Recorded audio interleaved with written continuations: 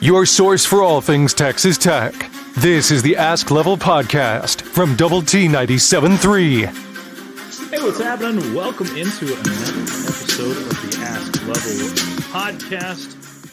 This one, of course, brought to you by Cantex Roofing and Construction.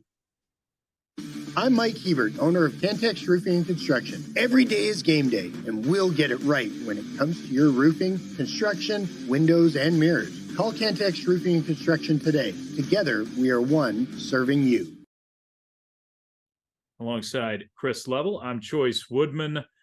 Level, I was hoping to get a little more celebratory. I even had the little poppers out ready to go because this is episode number 50. But don't get to celebrate too much as the Red Raiders are off to a 1-3 start to the season. Not quite the dream that a lot of people hoped for to start the season off. There's a lot of people that had Texas Tech projected or hopeful to lose 3 games maybe all season long, and you've lost 3 in the first 4, so pretty rough go-round after Texas Tech falls short in Morgantown. A lot of different things to look at. Injury to Tyler Shough, lots of different things to get into, but let you just kind of react at it first from what you saw in Morgantown. Yeah, pretty much a miserable day in Morgantown for sure, on all fronts. I mean, the weather sucked. You didn't play well at all, and then obviously, there's a devastating injury to Tyler Shough just for him personally, and then lots of other injury concerns as well going forward. But I think you feel semi better about everything if you just figure out a way to get a result, and it's just not who you are right now. Unfortunately, you won 4 one-score games last year, and you've lost 3 one-score games this year. And kind of the difference right now, a lot of the plays that you were able to make, whether it be in regulation or in overtime or whatever, last year that you could make to beat teams, you can't. Not able to do it this year for whatever reason. And the dynamic of your season is changing. I think you're going to have to hurry to get to a bowl game. I think that you're not a Big 12 title contender or anywhere close to it right now. Sure. You'd have to rattle off several, but you have 8 games left, and it just you've got to keep grinding away at it. But right now it's just. Yesterday it was the penalties, it was drops, it was missed throws, it was missed block here or there. It's just a little bit of everything. And I would have told you, would have felt really good about telling you that if you go up there and you have a +2 in the turnover margin, I would have felt pretty good about your chances. And that's what you had, and you didn't do anything with it. You just could never get on. And West Virginia, to their credit, They mixed in various pressures, and I thought they did just enough offensively to keep some drives alive. You helped them with that with some penalties. And I thought Marchiol he was a lot better with his legs than I would have expected. I wasn't expecting him to really hurt you too much, but he had, what did he tally? Close to 80 yards rushing with some runs. And I thought there was a couple of backbreakers there where he got loose.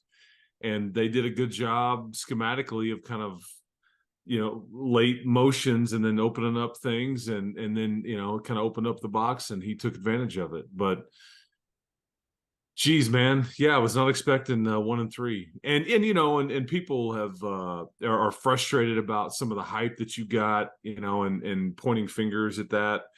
There's a lot of people that pointed to you and felt like you had a good chance to be really good this year. Yep. Nationally, locally, regionally, but I didn't envision, like some of the dropped passes. I didn't envision some of the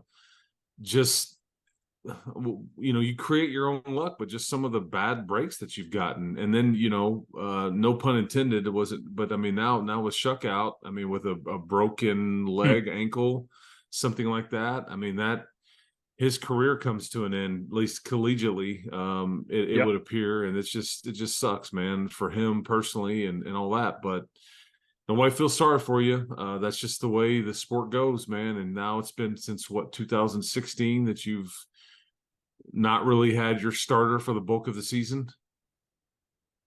So, Patrick Mahomes on campus last time. And I thought it was Nick Shimonek. Okay, well, that did it. When it comes to injury, you're correct.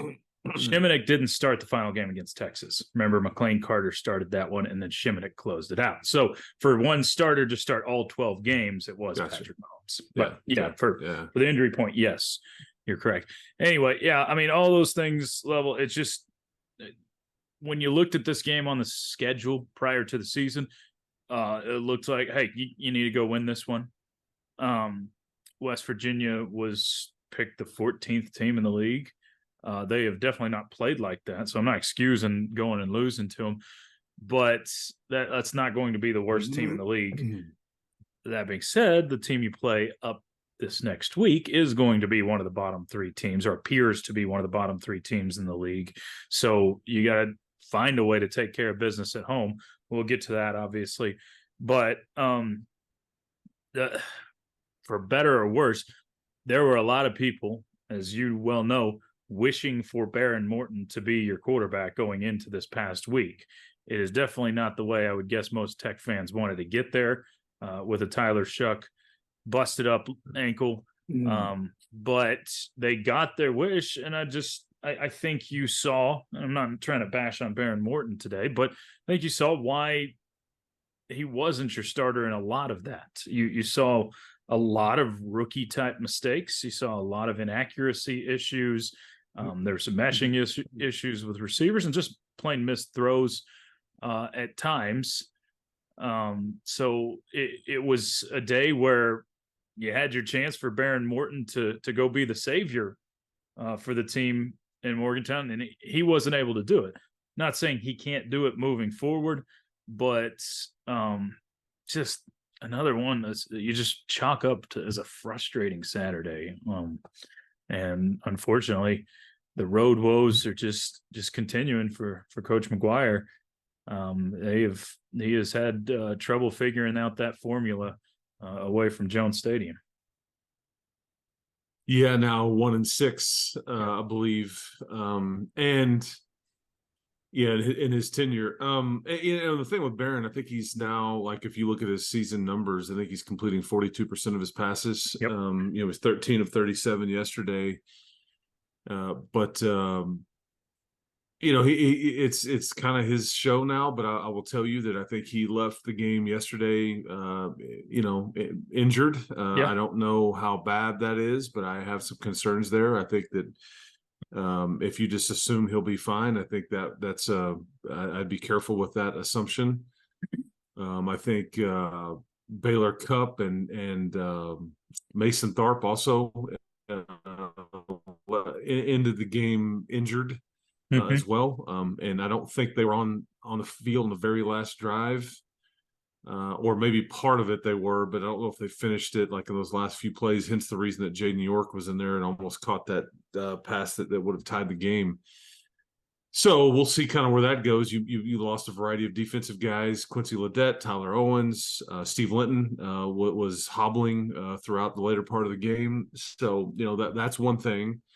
And then with Behren, I think you see what people like, but you also see like what it's still very much a work in progress. It's with things, and we'll just kind of see where it goes from here. But I just think the quarterback room just goes from like, you feel pretty good about your depth and who you've got and all those things, to kind of like, yeah. Because if Behren is compromised or dinged up, then you have a true freshman behind him and Jake Strong, and then you have another, I guess, true freshman along with him and Will Burns that they don't want to have to put on the field, because I think from an eligibility scholarship standpoint, he's here wanting to play baseball as well, and I'll have to get into that at some other time if it ever comes into play on how hopefully that works.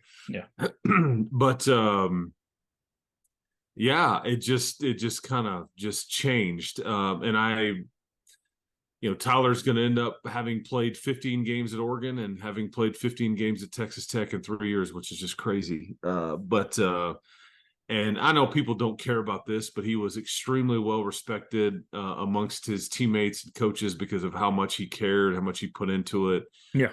The things that he stood for internally, and it mattered to him. But football sucks sometimes from that standpoint. The injury stuff, man, it's just a rough sport, and we all love watching it, but it can be unforgiving. And it certainly was to Tyler Shough. It's just seemingly not fair, but nobody's worried about fairness at this point.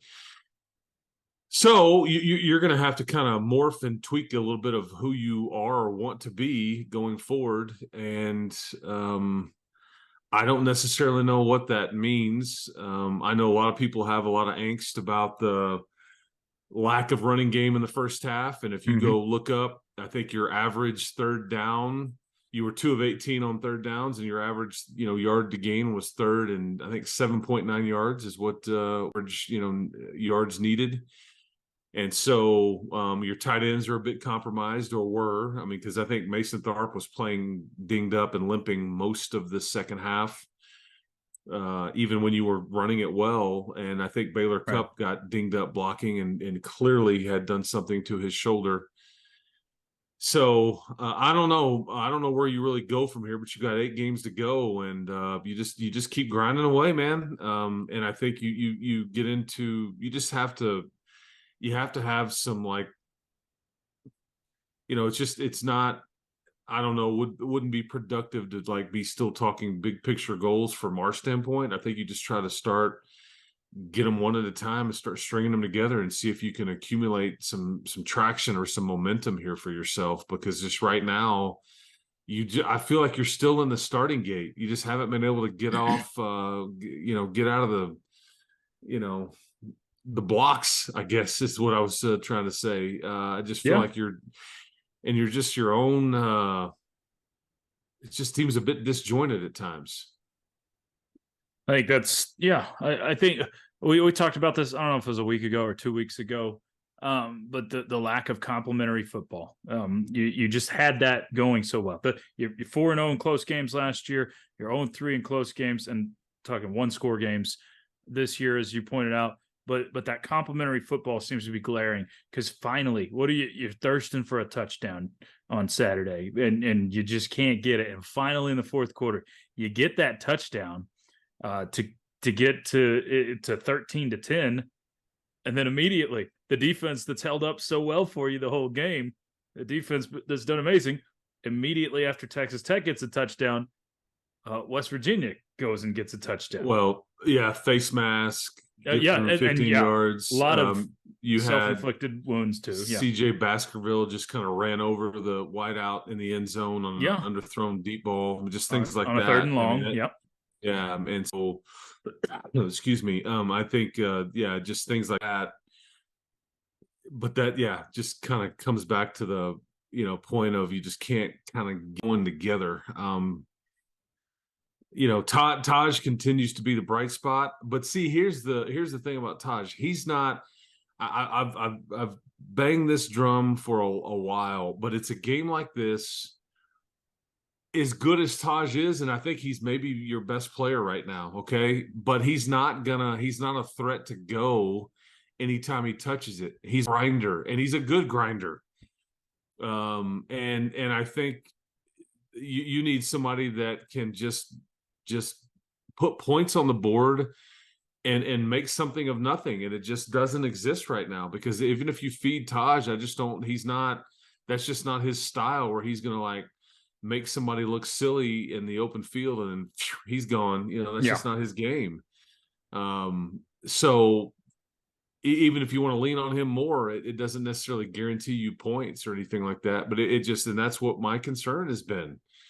For your team, is just somebody that can do something for you when you just need to get over the hump, and you're just kind of, because the game was there repeatedly to be won or gotten into, and you just couldn't do something. And whether that's somebody on offense or defense and taking in one of those interceptions and scoring with it, or a strip sack, or or like I said, one of the wideouts, because I mean, Jordan Brown has his guy beat. Shough underthrows him.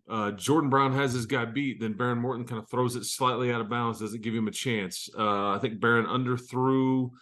Was it Bradley when he kind of scrambled and kind of threw back across his body? Tough throw, mind you. Yeah. Bradley just standing there was wide well open behind the defense, and it just kind of had time to set his feet and throw too. If he does that, then it's it's just touchdown. little things like that, and Mm-hmm. just some drops, in these quarterbacks. There were drops, some of these drops, but that's just kind of unfortunately what you're majoring in right now. It's just all the little things, and they accumulate. And you're not good enough to overcome it right now. You're just not. And I think your word disjointed is perfect for specifically the offense right now. It just feels like if you get something going in the right direction with one thing, it's another position group that's letting you down, whether it's offensive line one play, or whether it's a receiver dropping it, or you finally getting a receiver open and Behren or Tyler missing those receivers. It just does have that disjointed feel. So I think that's where most people, and we've got a lot of questions. We'll get to plenty of those here in just a moment, but I think that's what most people's frustrations, where they lie, is the offense, and how much Texas Tech is struggling right now to find any sort of rhythm. So if you're good with it, Level, let's go ahead and dive into a few of these questions from the audience. We'll start with Tate. He says, and there's a few like this. Preston asks basically the same thing. Why does Kitley refuse to run the ball? Tate says, what is Kitley's refusal to hand off to Taj early in the game? Only 3 rushes in the first half. In the last series, he chose not to run the ball despite Taj single-handedly moving you down the field, still had 2 timeouts. Yeah, it's I think that I guess we've done a poor job of like explaining how some of this works, or whatever, but I the numbers think, game. No, it's I think a lot of this is what the QB sees or wants to do. There's a lot of freedom given here, and maybe I've even speculated that maybe you take some of that away, and say here's the play we're running, but I just don't think that's what anybody in this system wants to be about. Is like you almost are at a disadvantage if you take away some freedom from your quarterback. Now they've got to earn some of that. But this is how Mike ran it with his quarterbacks. This is how Cliff has always done it, and this is how Zach has learned it. And so, the Bailey Zappies of the world, and the Patrick Mahomes back then, and then the Tyler Shoughs, and now Behren Morton, they have the freedom to kind of get in and out of things.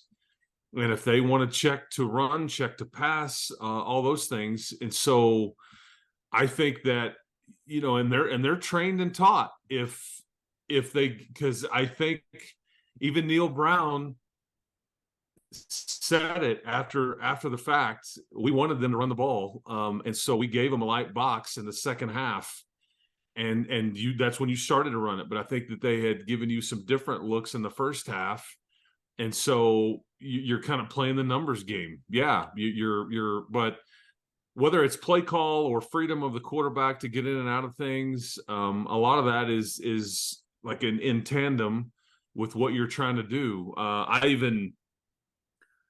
went back to make sure, but like even on that last series, that last 4 downs when you're at the 11-yard line, I guess it was, why don't you run it there? And I don't know, but I'd be willing to bet you that the Cup and Tharp injuries and them not being right or in the game at the time factors into those decisions. But I can't say for certain. Yeah, but I also understand the frustration from people that are saying, "Hey, well, people are frustrated because you lost." Oh, 100%. Let's be honest. I don't care if you throw it 100 times. If you'd have won, you would have not heard a word about running the football. Right. That's what ultimately people's frustration is. The 100%. 3rd and 8 on average. You're not going to run it on those downs. Maybe you should run it more on first down. And I think you averaged about 4 yards a play or gain on your first downs yesterday. Mm-hmm. But I get it. Taj got rolling, but I mean, how many times has Taj Brooks carried the ball 25 plus times in his college career? That was the first, wasn't it? So I just I get the frustration, but I mean, and maybe we see him averaging 30 plus carries a game going forward. That would be, You might after injury and where you're at right now with the team as a whole. Yeah. So it may just be lean on Taj and see what happens. Right. So I don't know. It's just funny because I just think it's just kind of this moving target on, but it all comes down to just not getting a result, and you lost, period. So I don't know. I don't have I can't tell you how many plays we're checked in and out of. I don't, you know, and it's probably our fault for not explaining some of that, you know, as we've gone along, but that's the way it's set up and that's the way they want it. And I think that's why it's the way Cliff did it, the way Zach does it, the way Mike did it. I think Neil at some level did that.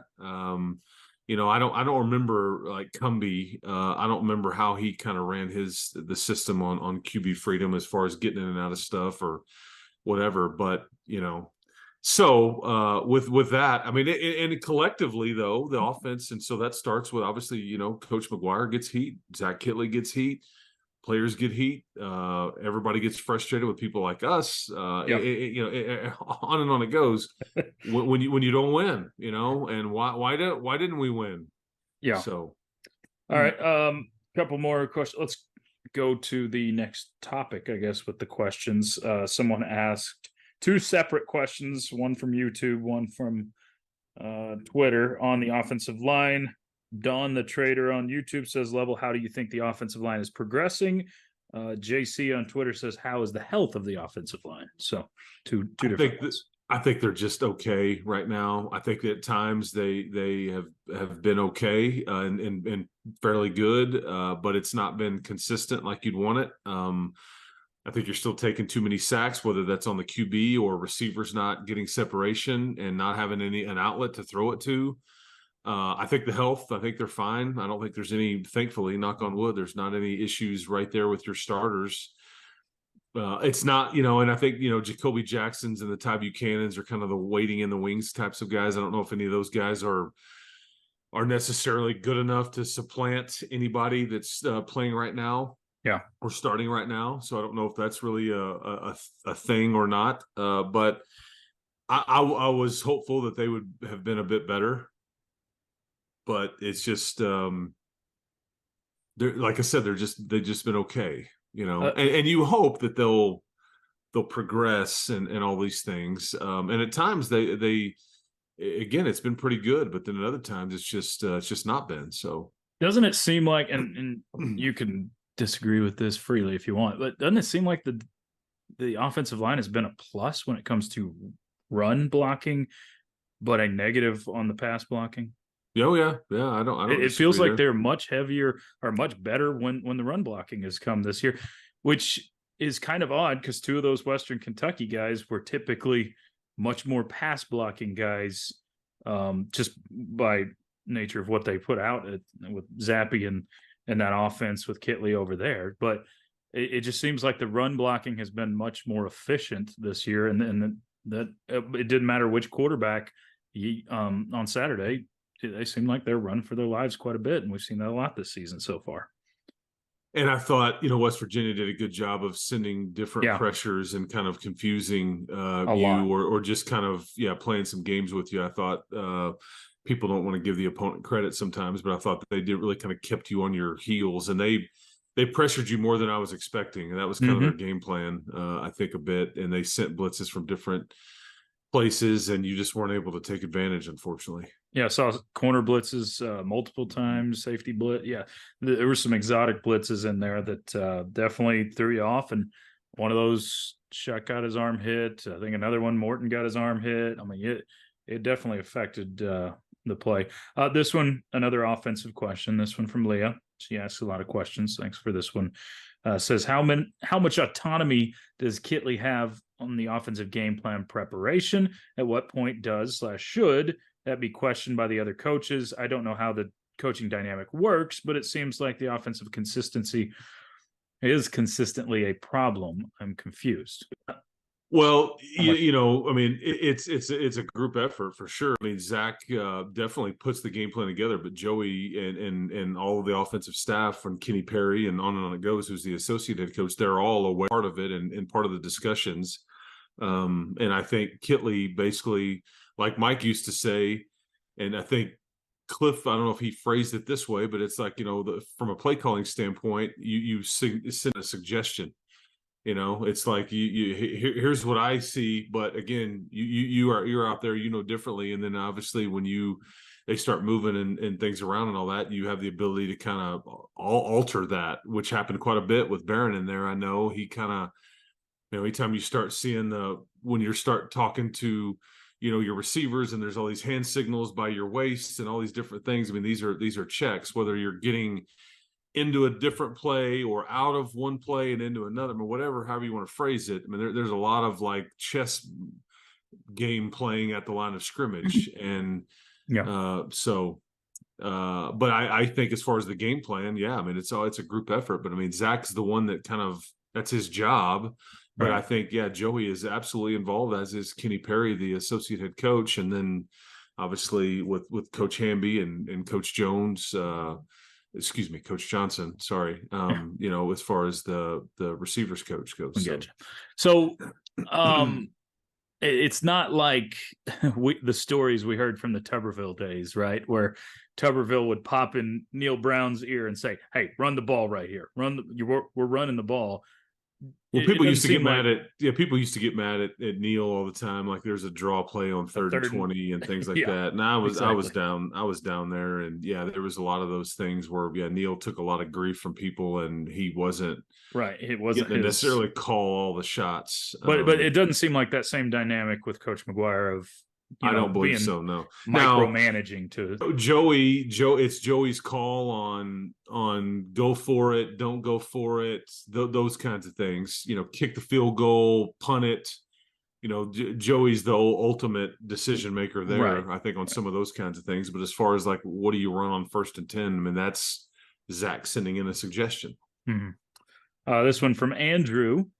How old will Chris Level call the touchdown play more often? I think is what I hear people saying. Right. I think that's a great one. You need when you have Coach on for the Thursday coaches show from Rudy's. I think you need to give him that one. Call the touchdown play more often. That's what we need to give him that advice and see if he handles it well. So Andrew asked this one: how old will Chris Level be when we finally compete for a championship, or at minimum be relevant in November? Yeah, it's and I'll tell you, this is the way it goes sometimes. Like I'll use a baseball analogy here with the professional team that I root for, and it was kind of synonymous with the Tech basketball in 2019. I think that the excuse me, goodness, I'm battling some congestion here. Sorry, hear me. I feel you. The like when the Rangers did this in 2010 and they went to the World Series, it was largely unexpected and a bit of a shock, and it made it kind of fun. You're this team that just got good, you acquired some pieces, and you were relevant, and you just kind of got on a roll, and it's like, holy cow, they may do this, they may win the whole thing. And then in 2011, it's largely the same team, and they had a lot of expectations, and it was a bit of more of a bumpy ride. You still got to the final to the World Series, but it was more, there was more expectations, so there was more expectations with it, right? And I think it's not near as fun for like the fan. And I think that the basketball scenario in 2019 was largely, I mean, nobody thought you were going to play for the national championship when that year started. I mean, you're in mid-January ish, and you're kind of grinding away at it, and you kind of win one, lose one, all that stuff, and then all of a sudden it's like you don't lose again. And I think people like just kind of confidence built, and you started really enjoying it. The tricky thing about this year for Tech fans is that there were some expectations. with it, and you had a lot back, and we felt like, I think we were, we are guilty of saying we thought they'd be relevant well into November. I'm guilty as charged there, and I still am. I'm shocked that you're 1-3 right now, like most. And but there were expectations. It's the years where you don't really see it coming. That, because again, prime example, West Virginia. I don't know what they're going to go on to do from here. I don't think they're great, but they're clearly playing hard and better than what they thought. But this is probably a bit fun for their fans because nobody expected this. Yeah. So, having said all that, it could be next year, it could be 5 years from now, it could be never. You just don't really know. But you keep recruiting like crazy, you keep staying with stability, and you just keep trying to put yourself in the best possible case or situation to succeed by updating your facilities and all these things. And at some point you need a little luck, like your starting quarterback not getting dinged up one time. Yeah. So I can't answer that. I do like the way that Joey's building this thing. Mm-hmm. I wonder, because I think they're recruiting well. Now we'll see how they develop them as it goes along here, because they're really young in a lot of areas. I think next year's team will be pretty young, but that doesn't mean it won't be successful or won't be a lot of fun. Sure. So here, this is kind of funny you mentioned the Rangers, because we did have one non-football question. Says this one's from Mark. Says, Level, how excited should I be in a potential Rangers playoff run?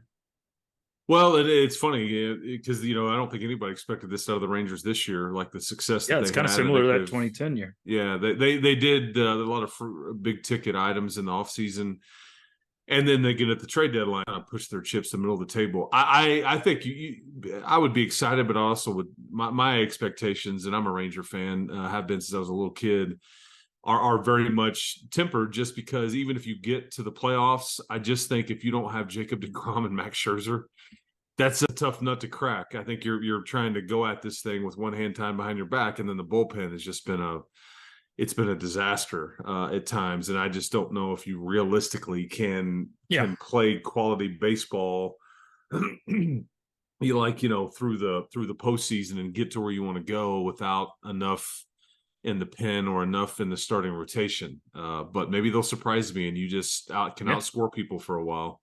It's nice as a Rangers fan to actually, be able to care about baseball this late in the year. And on paper, they're set up to be very relevant again next year. So we'll see. So going into the day that we're recording this, they have a 1.5 game lead, but big series coming up throughout the rest of this week for any chance. All right, finishing off with football here, Level, as we wrap up today. You got Houston this week. It's the obvious statement of the year. You got to go win this game. It's on your home field. This is against one of the lesser teams on paper in the league. But you're also facing former quarterback in Donovan Smith. So is there any extra elevated well, he'll be motivated. For sure. Motivation, but do you expect any elevated play from him just because of the extra motivation? Or that can work both ways. Yeah, I think Donovan has looked good at times. I think he's very average at times. I think, but yeah, the he'll be motivated, and I think it's the irony is that he comes in the first week after you kind of have some quarterback issues. Yeah. It's like that's not lost on me at all, and obviously Dana will be very motivated after how they lost the game here last year, thanks to Donovan Smith, ironically enough. A lot of irony here. There is a lot of irony going back and forth. I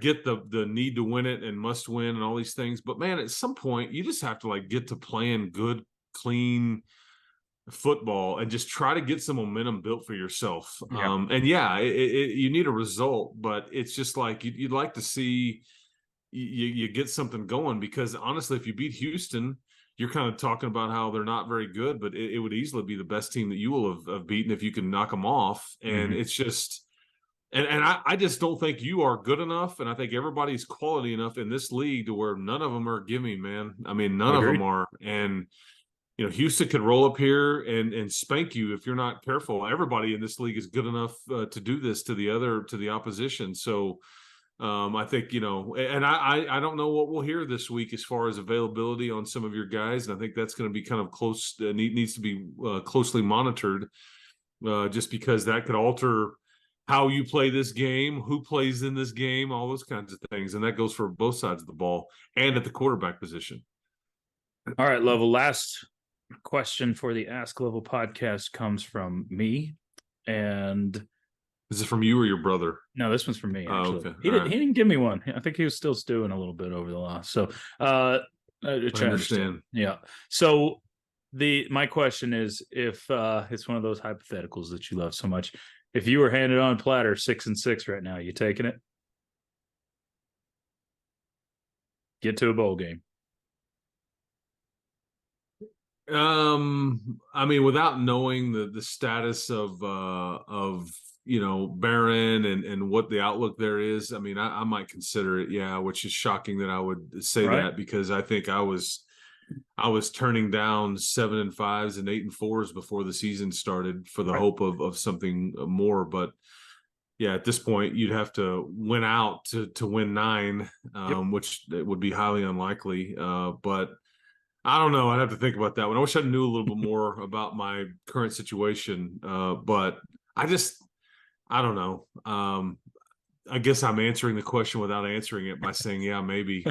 Yeah, maybe. The fact that we might ask it to you next week after we know. The fact that I'm considering it kind of tells you kind of what you need to know, because you're gonna have to hurry to get to a bowl game. I mean, and there's just not a lot of margin for error on the way out, and I just think the dynamics here have changed dramatically. So it sucks. It does suck. Hopefully, we get to talk a win. It's been a lot of wins after home games under Joey McGuire, so hopefully that trend does continue. We'll see. Level, happy 50th episode. Not as fun, but hopefully we get to have a little more fun next week. Looking forward to it. I appreciate it. We'll see where this goes from here, but we will continue to be here throughout. So anyway, keep hope alive. Have a good week, everybody. That's Chris Level. I'm Chois Woodman. You've been tuned into the Ask Level podcast, brought to you by Double T 97.3. You've been listening to the Ask Level podcast, powered by Double T 97.3.